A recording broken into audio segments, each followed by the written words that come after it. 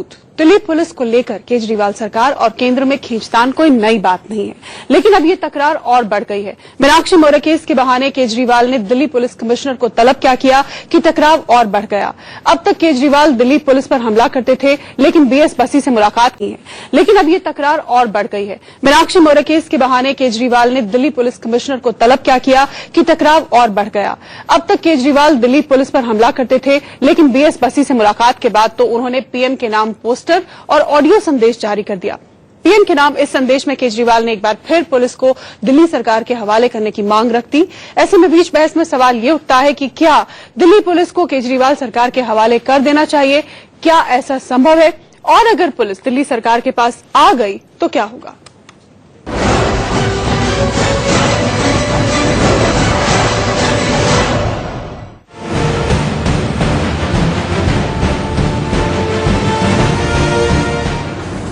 Delhi police के commissioner BS Bassi को केजरीवाल ने तलब किया और दोनों की मुलाकात के बाद केजरीवाल सरकार बनाम केंद्र सरकार के जंग का दूसरा दौर शुरू हो गया। पहले उपराज्यपाल नजीब जंग के बहाने केंद्र पर हल्ला बोलते रहे दिल्ली के मुख्यमंत्री अरविंद केजरीवाल ने अब दिल्ली पुलिस को टारगेट किया है। दिल्ली में मीनाक्षी नाम की लड़की की हत्या के मसले पर केजरीवाल और उनकी पार्टी हमलावर है। दिल्ली पुलिस कमिश्नर को केजरीवाल ने मीनाक्षी हत्याकांड पर ही जवाब देने के लिए तलब किया था। अभी हमारी इन्वेस्टिगेशन जारी है। अगर आज मुझे कोई कहे कि क्या मेरा इस इन्वेस्टिगेशन में कंक्लूजन निकला है, तो मैं किसी को भी अपना कंक्लूजन नहीं बता सकता कि जब तक मैं इन्वेस्टिगेशन कंप्लीट नहीं करूंगा तब तक मैं अपना कभी भी कंक्लूजन नहीं बताऊंगा। लेकिन इस मुलाकात के बाद केंद्र सरकार के लिए केजरीवाल की तलखी और बढ़ गई।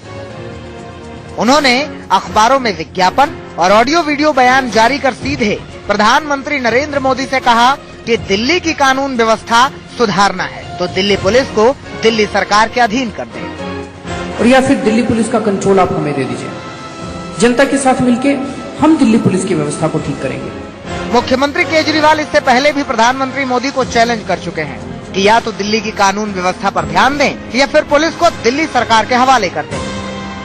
दिल्ली पुलिस माननीय प्रधानमंत्री जी के अंडर में आती है, या तो वो लोग इसका कुछ करें, वो लोग समय दें, प्रधानमंत्री जी समय दें दिल्ली की लॉ एंड ऑर्डर सिचुएशन को सुधारने के लिए, और नहीं तो दिल्ली पुलिस को दिल्ली सरकार के अंडर में करें, हम ठीक करते हैं इसको। दरअसल दिल्ली पुलिस गृह मंत्रालय के अधीन है और केजरीवाल चाहते हैं कि बाकी राज्यों की तरह ही दिल्ली में भी पुलिस पर दिल्ली सरकार का कंट्रोल होना चाहिए। अब सवाल यह है कि क्या दिल्ली पुलिस को दिल्ली सरकार के हवाले कर देना चाहिए? जानकार मानते हैं कि राष्ट्रीय राजधानी होने की वजह से दिल्ली की सुरक्षा जरूरतें बाकी राज्यों से अलग हैं। ऐसे में अगर दिल्ली पुलिस दिल्ली सरकार के अधीन हुई तो दिल्ली सरकार और केंद्र सरकार में सुरक्षा को लेकर विवाद बढ़ जाएगा। प्रधानमंत्री से लेकर वीवीआईपी की सुरक्षा दिल्ली सरकार के पास आ जाएगी। ऐसे में दिल्ली सरकार इनको सुरक्षा देने में आनाकानी भी कर सकती है। दिल्ली में विदेशी मेहमान और अलग अलग देशों के राजदूत की भी सुरक्षा दिल्ली सरकार के पास आ जाएगी और इस पर भी विवाद हो सकता है। पुलिस पर दिल्ली सरकार का कंट्रोल होने से भी विवाद थमेगा नहीं, लेकिन क्या ये संभव है कि दिल्ली पुलिस दिल्ली सरकार के पास आ जाए? ऐसा करने के लिए क्या करना होगा? जानकारों के मुताबिक दिल्ली पुलिस को दिल्ली सरकार के अधीन लाने के दो तरीके हो सकते हैं। पहला, विधानसभा में प्रस्ताव पास करके राज्य सरकार केंद्र को भेजे, जिसके बाद केंद्र संसद में संशोधन बिल लाकर इसे मंजूरी दिलाए। दूसरा, केंद्र सरकार खुद इस दिशा में पहल करे और संसद में संशोधन बिल लाकर दिल्ली पुलिस को दिल्ली सरकार के अधीन करने के फैसले को मंजूरी दिलाए। लेकिन ये सब इतना आसान नहीं और ये सीएम केजरीवाल को भी पता है। ऐसे में बड़ा सवाल ये है कि केजरीवाल और केंद्र सरकार के बीच खींचतान कब तक चलेगी? क्या दिल्ली की कानून व्यवस्था भी सिर्फ राजनीति का मुद्दा बना दी जाएगी? Bureau report, India news. तो क्या दिल्ली की कानून व्यवस्था भी सिर्फ राजनीति का मुद्दा बना दी जाएगी? यही बड़ा सवाल है। इसी पर हम आज बहस करेंगे। हमारे साथ खास पैनल जुड़ा हुआ है। हमारे साथ गौतम कौल जुड़े हुए हैं, पूर्व आईपीएस अधिकारी हैं। हमारे साथ आरती मेहरा बीजेपी की नेता जुड़ गई हैं। हमारे साथ रागिनी नायक कांग्रेस की प्रवक्ता जुड़ चुकी हैं। इससे पहले कि मैं अपने राजनीतिक मेहमानों के पास चलूं, मैं सबसे पहले गौतम कौल जी को बीच में लाना चाहूंगी। गौतम कौल जी, क्या पुलिस को दिल्ली सरकार के हवाले कर देना चाहिए? एक पूर्व आईपीएस अधिकारी होने के नाते आप क्या सोचते हैं? क्या इससे सारी समस्याओं का निदान है?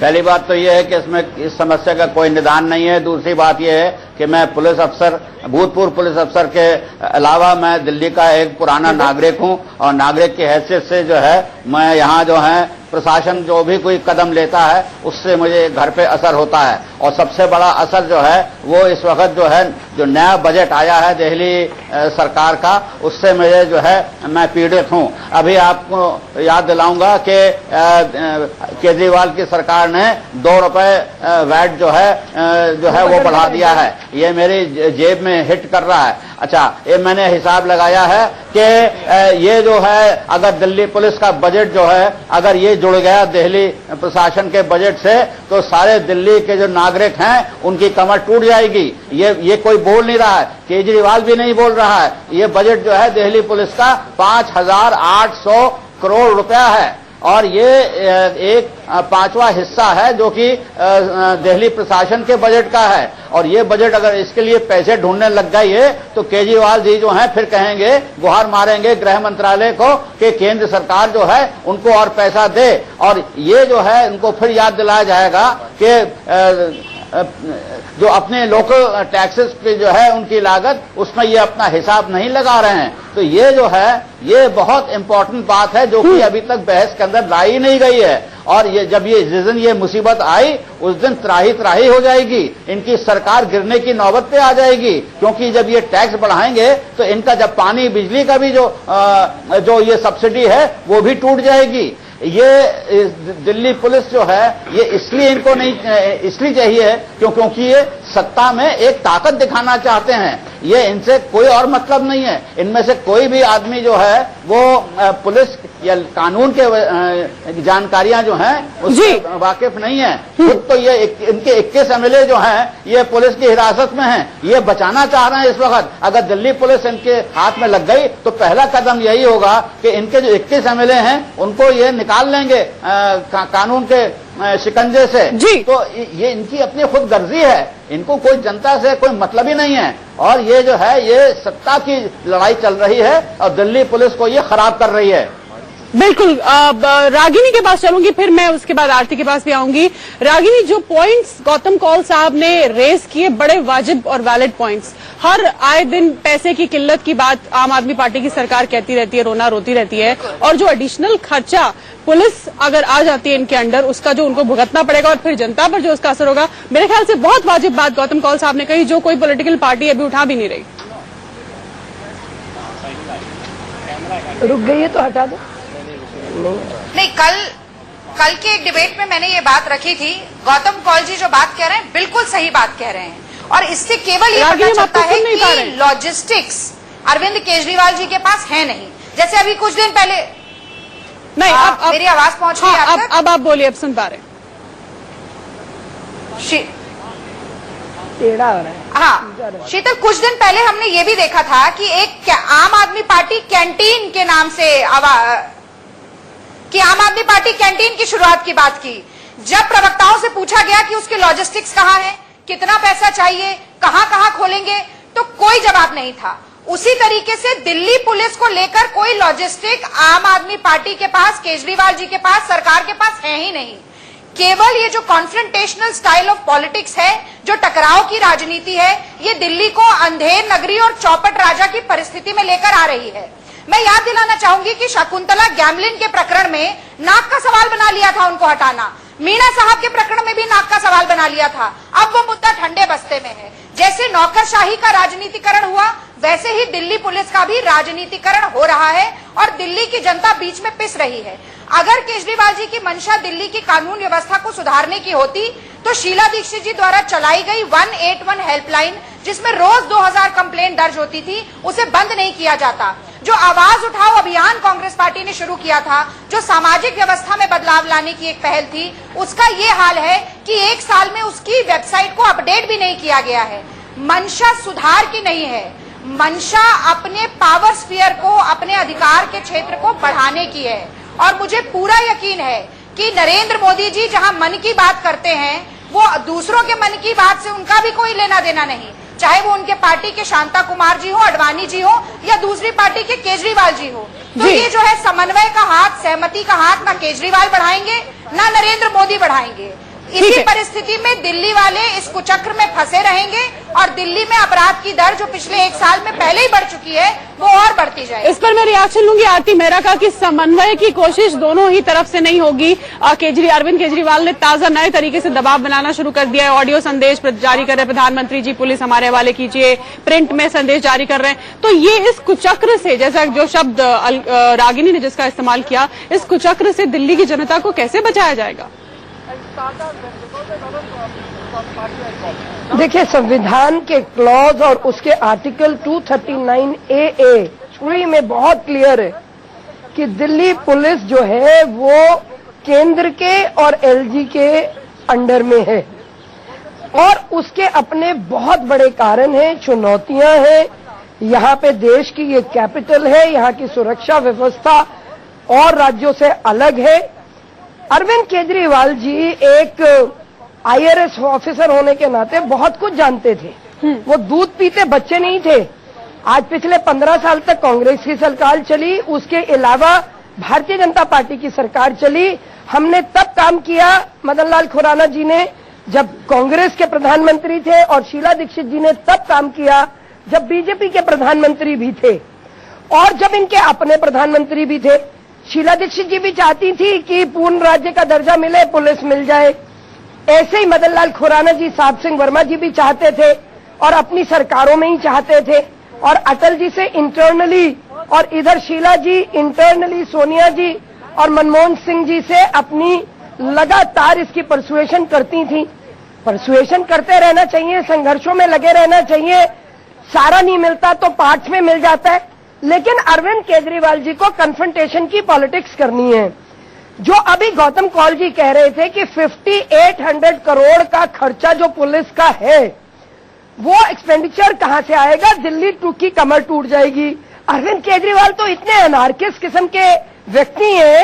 मेरी 2 डिबेट में उनके लोगों से बात हुई, उन्होंने कहा सेंटर जैसे उधर दे रही है, सेंटर वो पैसा दिल्ली को दे देगी। मतलब उन्हें कुछ पता ही नहीं चलता। एमसीडी का फंड वो काटना चाहते हैं, केंद्र को वो गाली देना चाहते हैं। एमसीडी भी मेरे अंडर आ जाए, पुलिस भी मेरे अंडर आ जाए। तो उनमें मैच्योरिटी की बहुत कमी है, अनुभवहीनता है और वो सिर्फ बातें करते हैं सरकारों को चलाने। मैं एक दूसरा पहलू रखती हूँ शीतल जी, हमारे साथ का प्रदेश है उत्तर प्रदेश। उत्तर प्रदेश में राज्य के पास है पुलिस। क्या वहां पे पुलिस की व्यवस्था जो है, लॉ एंड ऑर्डर अच्छी है क्या? दिल्ली एक बड़ी ही प्रोफेशनल ढंग से चलती हुई, आफ्टर इतनी दिल्ली में लगभग 2 करोड़ लोग रहते हैं, इतनी बड़ी बड़ी चुनौतियां हैं। ठीक है, पता नहीं कैसे कैसे वोट माइंड के लोग भी यहाँ आते हैं। ठीक है आरती, आपके पास लौटूंगी।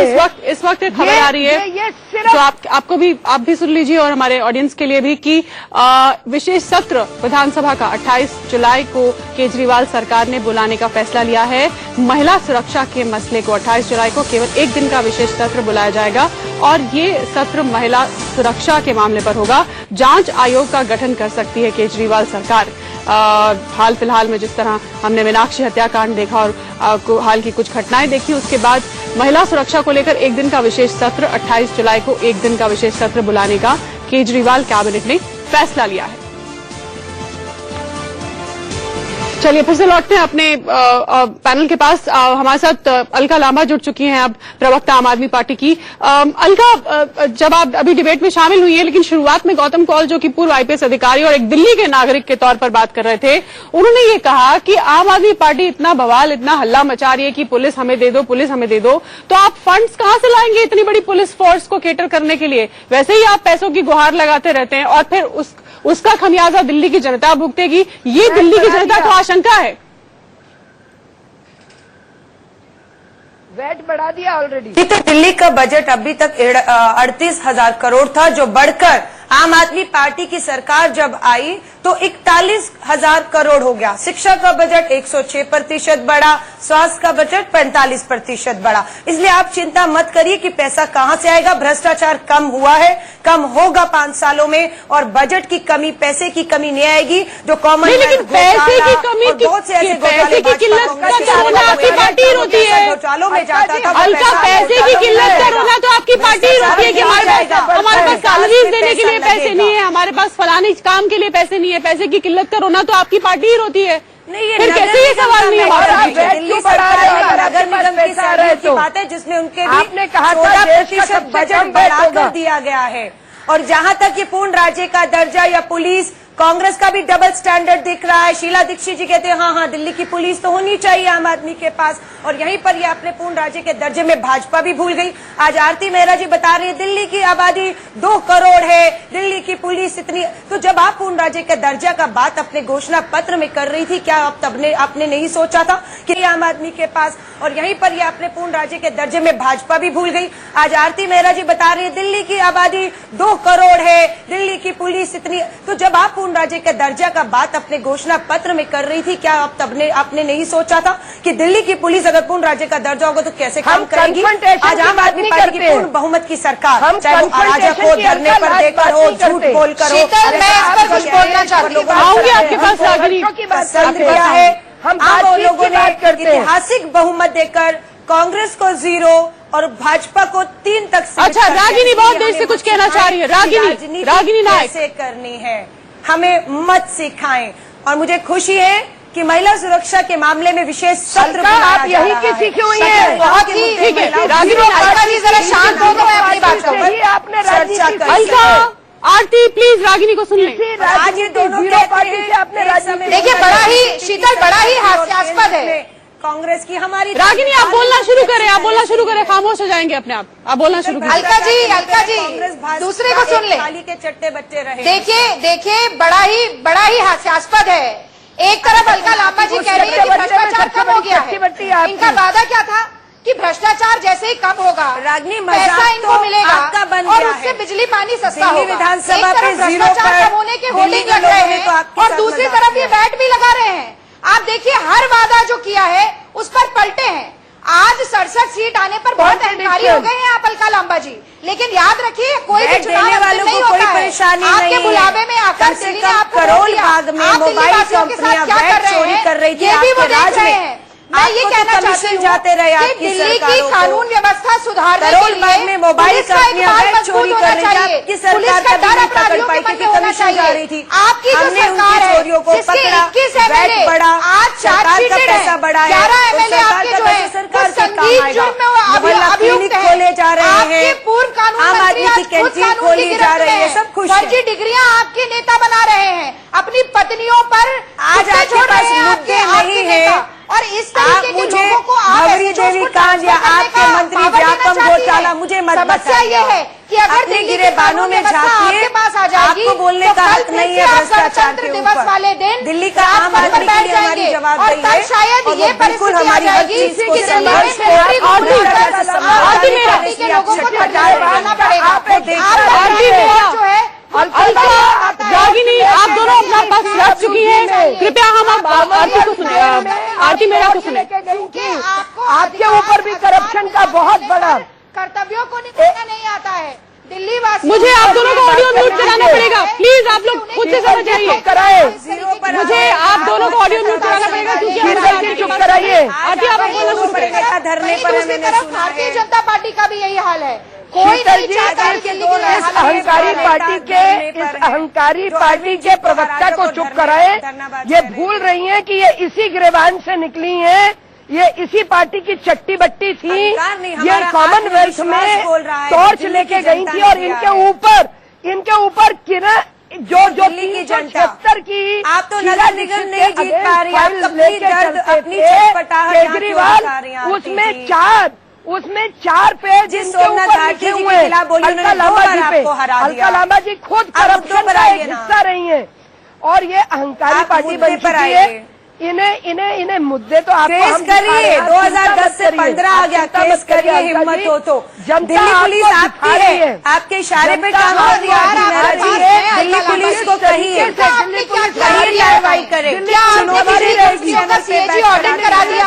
आप बार दूसरे नेताओं को भ्रष्टाचारी कहते रहे, क्या आपने एक भी एफआईआर नेता के खिलाफ लॉन्च की? आपको कहती हूँ करिए मेरे सवाल आपसे है, मेरा सीधा सवाल आपसे है, मेरा सीधा सवाल आपसे है। चलिए आपकी मेरा सीधा सवाल अलका लांबा से कि चलिए आपकी पार्टी को जनता ने बड़ा मैंडेट दिया।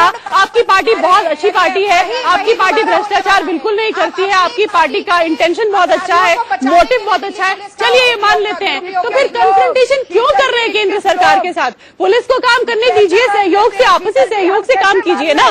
कन्फ्रंटेशन क्यों कर रही है आपकी सरकार?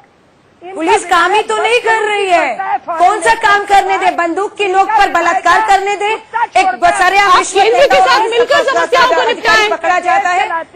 आप चाहती क्या है? आप क्या चाहते? किस तरीके आप केंद्र के साथ मिलकर समस्या का निपटारा क्यों नहीं ढूंढते? हफ्ता और महीना केंद्र के साथ मिलकर समस्या का निपटारा क्यों नहीं ढूंढते आप? आम आदमी पार्टी नहीं करेगी, भ्रष्टाचार के मुद्दों पे लड़ रहे हैं, दिल्ली में महिला सुरक्षा के मुद्दों पे लड़ रहे हैं और ये संघर्ष सरकार है। अब आप एक्टिविज्म में नहीं है, दिल्ली की महिला को सुरक्षा आप एक्टिविज्म मोड में नहीं है, अब आपकी सरकार है। यदि आप लोग समन्वय बनाकर बंद कर दी, अगर आप सच में बदलाव चाहती थी, आप बदलाव नहीं, आप टकराव चाहते हैं, आप मीडिया में जमे रहने का कोई ना कोई बहाना चाहते हैं। अभी 4 महीने में इन भाजपाई कांग्रेसियों की भ्रष्ट भाजपा कांग्रेस की छटपटाहट देख रही है। लेकर आना चाहते हैं अपनी विफलताओं का टीका आप दूसरों के सर पे फोड़ना चाहते हैं। 4 महीने में आपको हमेशा एक escape vote चाहिए। जिस कांग्रेस की इतनी बुराई कर रही है, मुझे नहीं लगता कि ये बात गलत करने को आम आदमी पार्टी तैयार है। मैं गौतम कौल के पास एक बार फिर से चलूंगी। गौतम कौल जी, ये जो विस्फोटक स्थिति पैदा हो गई है या पैदा कर दी गई है, इसका क्या कोई निदान आपको दिखता है? आपको लगता है कि समन्वय तो कहीं बनता हुआ दिखाई नहीं दे रहा, उसकी कोई मंशा भी नहीं दिखाई दे रही? क्या है, what is the way out? क्या होना चाहिए? लोगों के साथ शीतल जी कोई बना सकता है समन्वय? ऐसे लोग देखिए, मैं कहता हूं कि हमारा इतनी बड़ी डेमोक्रेसी है और इस डेमोक्रेसी के अंदर दर्शक जो हमारे इस वक्त देख रहे हैं तमाशा, वो तय कर सकते हैं कि ये जो झगड़ा हो रहा है, इस झगड़े में किसको सबसे ज्यादा वो वोट देना चाहेंगे। तो मेरे ख्याल से जो सबसे ज्यादा कंफ्यूजन कर रहा है उसी को वोट दिया जाए। इन तीनों पार्टियों में के प्रवक्ताओं ने ये दिखा दिया है कि इनको लॉ एंड ऑर्डर से तो कोई मतलब ही नहीं है, एक दूसरे से लड़ाई करने का है। अच्छा, खैर लड़ाई तो ठीक है, स्टूडियो में हो रही है, जब सड़क पे आ जाएगी तो पुलिस को ही बुलवाना पड़ेगा। आ चुकी है पुलिस जो है वो बड़ी मुस्तैदी से काम करती है और हो सकता है कि इन्हीं में से लोगों को ये जो है, हो सकता है कि इन सबको हमको थाने में बैठा के सुलह करनी पड़ेगी, स्टूडियो से सुलह नहीं होगी। और इसके अलावा मैं और कुछ नहीं कहना चाहता, क्योंकि मैं तो बड़ा अच्छा एंटरटेनमेंट हो रहा था इस वक्त तक। चलिए, बहुत बहुत धन्यवाद आप सभी खबर से जुड़ने के लिए। लेकिन यकीनी तौर पर ये एंटरटेनमेंट का, मनोरंजन का विषय नहीं है, ये गंभीर मसला है जो नित्य प्रतिदिन गंभीर और होता चला जा रहा है और इसका निदान ढूंढना बेहद जरूरी है। फिलहाल इस बहस में इतना ही। एक छोटे से ब्रेक के लिए हम रुक रहे हैं।